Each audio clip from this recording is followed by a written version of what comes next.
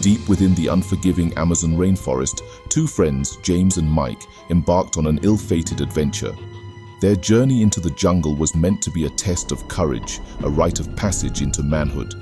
Little did they know that they would find themselves ensnared in the twisted web of cannibalistic horror. It all started when they ventured off the beaten path, deep into the heart of the jungle. The dense foliage seemed to close in around them, swallowing them whole. As they pushed deeper into the wilderness, the ominous sounds of drums echoed through the trees, growing louder with each step. They thought it was a mere jungle legend, a story told to scare off outsiders. How wrong they were. With a sudden ambush, they found themselves face to face with a group of cannibals, their eyes gleaming with hunger. They were disarmed, beaten, and dragged to a crude, open-air cage that dangled ominously from the trees. Their ordeal had just begun. The days that followed were an agonizing blur of hunger, thirst, and desperation. The cannibals taunted them, speaking in an unintelligible language, their grotesque masks hiding their faces.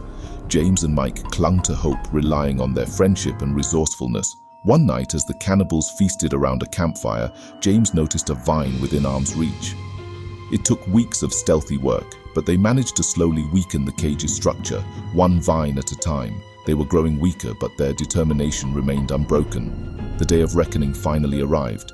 As the sun set, the cannibals became complacent, believing their prisoners to be powerless. With a final desperate effort, James and Mike broke free from their cage. The ensuing chase through the jungle was a blur of adrenaline and terror. They wove through the underbrush, narrowly escaping their pursuers. Their escape led them to a raging river, and they threw themselves into the treacherous current, gasping for breath as the cannibals watched, impotent from the riverbank. They clung to life as the current carried them away, knowing they would face the perils of the jungle anew.